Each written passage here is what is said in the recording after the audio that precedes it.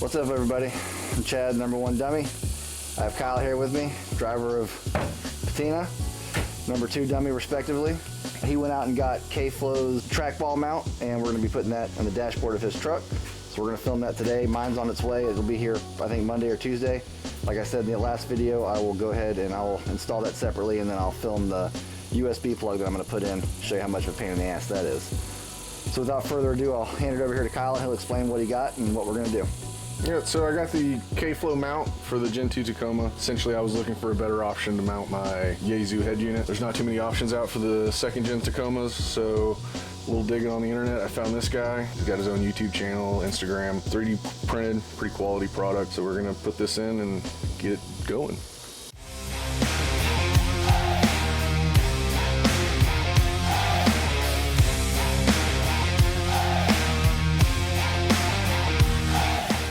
So who's this guy and where can you find him?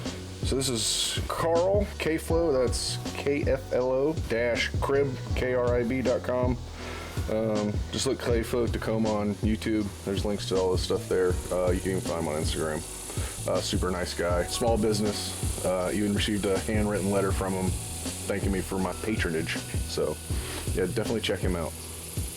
Cool. Does he make all these products himself, or like what's the deal? Does he import them in, or? So from what I can gather, he's a mechanical engineer, I believe. He does everything 3D printed, designs everything himself. He's got a lot of cool stuff on his website. It's nice to see someone supporting the 2nd gen, even though it's starting to get phased out. Yeah, big time.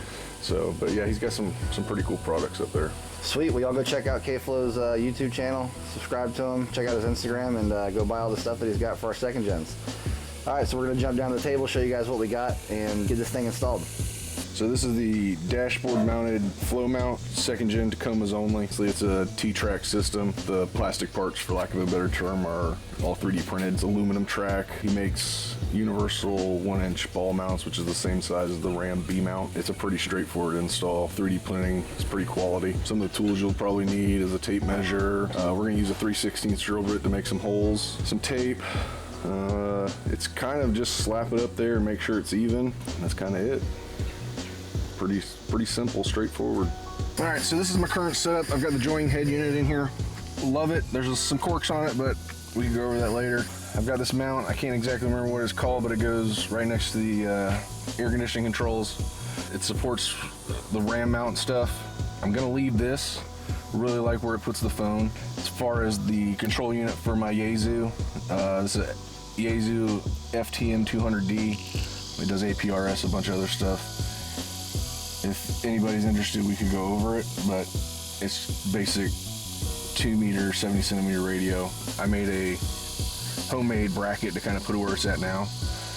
I dig it because it's easy to control, but I feel like the KFLO mount would be a better solution. So we're gonna pull this thing apart. We've got other videos how to pull this stuff out, but we'll get to taking this out and we'll start setting up for the install. Okay, so this is the mounting plate. This follows the contour of your dash. Conveniently, he's marked it left and right. So, you know, just kind of follow directions. And this has got elongated screws so you can help center it. I watched his installation video.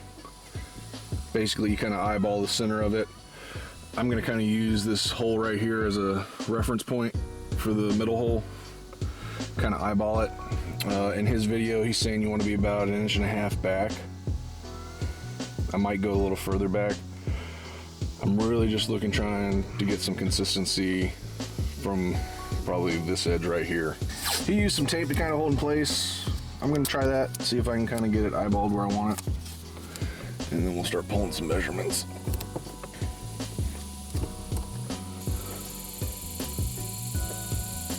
Actually, you know what would be a better idea? I'm gonna get a square and set a distance.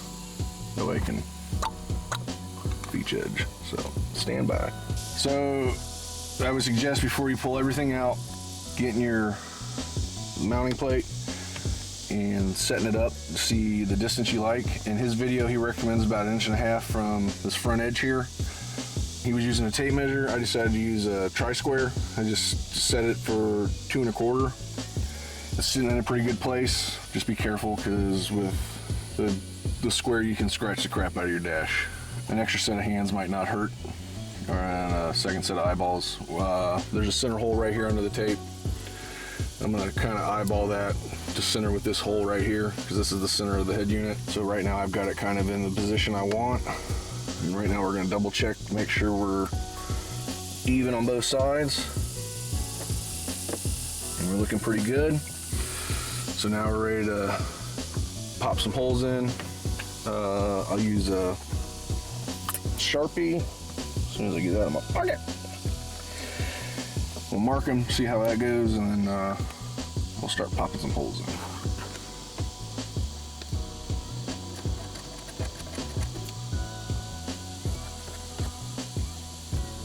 Oh yeah, beautiful. So, I don't know if you all will be able to make it out, but we got holes marked. So we'll get the drill out and try to pop some holes in it. In his video, he had to hold his drill sideways because as you can see, there's not much room between the dash and the front windshield.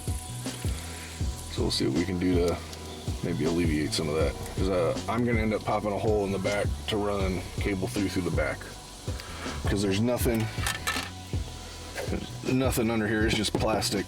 It's a wide open shot, so you don't have to really worry about popping a hole in an airbag or any wiring. All right, so I've marked the holes. I just took a drill bit and I made a couple little dimples where my marks were. You're gonna have a problem sticking a drill bit with a drill in there. Fortunately, I had a buddy that's got one of these right angle adapters. If you don't want to be all wonky and doing sideways drilling, go ahead, find somebody that's got it or spend the 20 bucks and get one.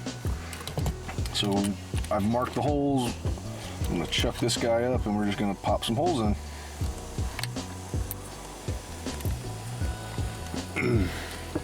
Wow, this is really weird.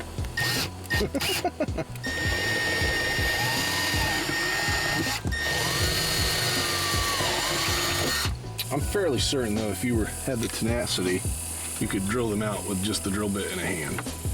Should have popped this rag in beforehand, catch all these shavings and the nuts and washers I'm inevitably going to drop.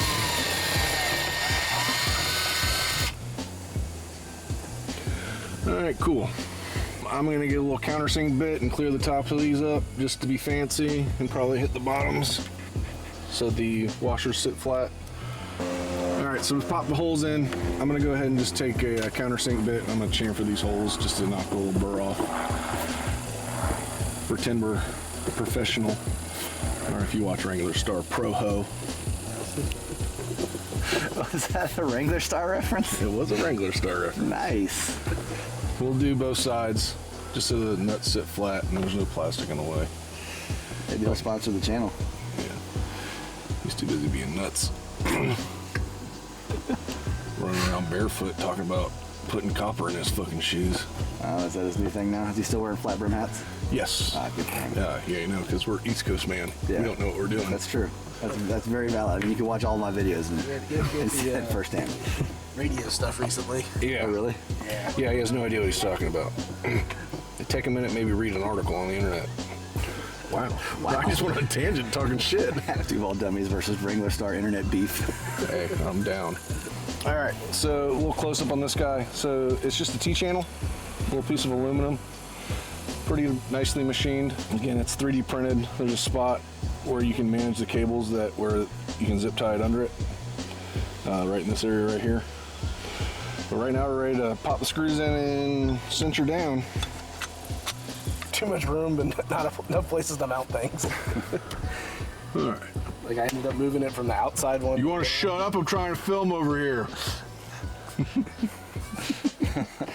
All right, we got our holes punched in for the mount. Put a hole in the back to run some cables through. I've got this guy. It's a deburring tool. It works really good for plastic to knock the sharp edge off. And essentially just run it around and it takes the burr off. You can use it in plastic, metal. So, all right, we knocked the edge off that. All right, cool. So I've lost most of the lock washers that come with a kit. So I'm gonna use a little blue Loctite, a little chapstick guy. just to make sure everything locks in there.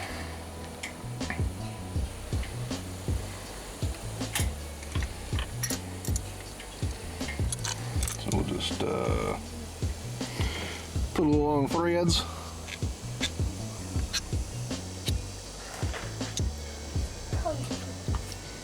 Okay, cool. Try not to look like a total idiot.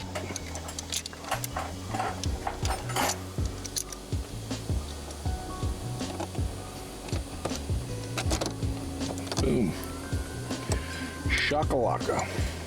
Alright, so we're going to stack some fender washers. We got these big guys. I think it just spreads the load out.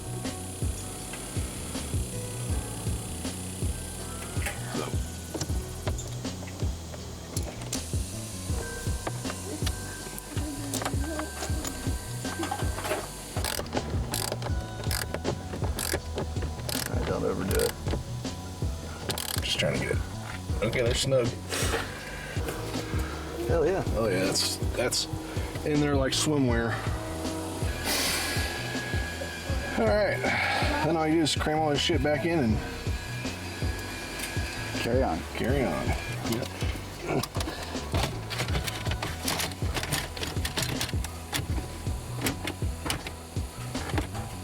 All right, so we got it all put back together. We'll get the balls installed and then see where we're at. Probably need a little more slack in this guy. Yeah, be all right. All right, cool. Hell yeah. No, I'm stoked. This is awesome. This is exactly what I was looking for. Doesn't block the radio. Yeah.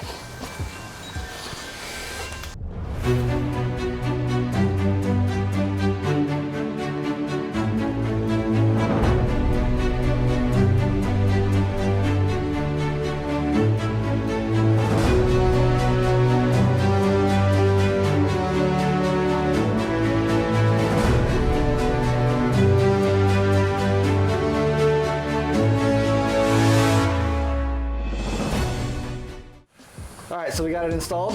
Kyle, how was the install? It was pretty straightforward. A little fiddly. Didn't particularly care for the hardware. I would have tried something different. What would you have done differently?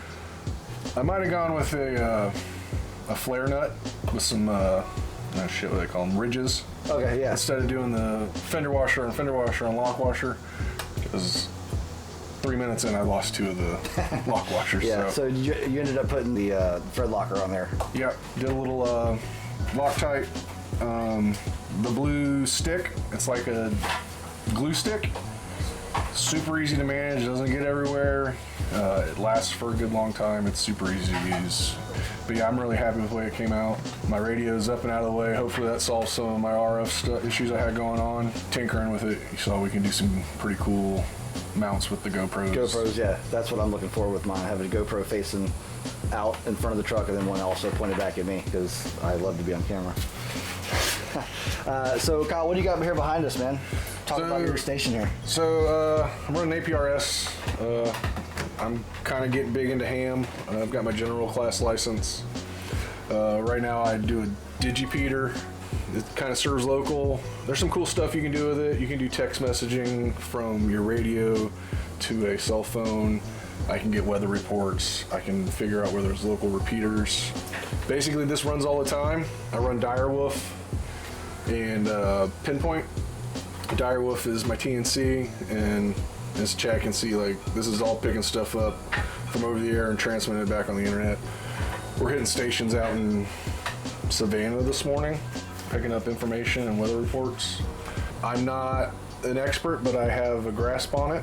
So, I mean, if there's questions, if there's interest in it, we can always go down it. I'm really into the 2 meter, 70 centimeter side. It's pretty much what we use out when we're four-wheeling. All of us are licensed, so we just pick a frequency and go. But yeah, if there's some interest, we could go down what I've got for my station. I'm a cheap bastard, so you're looking at a Goodwill monitor, a radio I've had for 20 years, and like a $50 laptop. Yeah.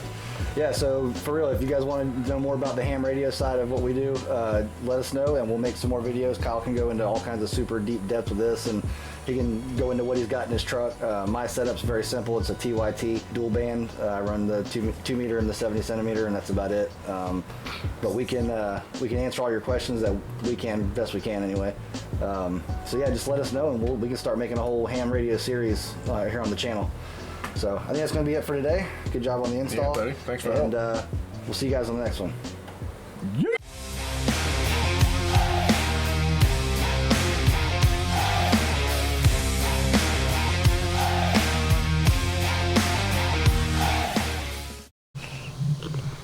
We're just out here doing Duval dummy shit. Yee yee.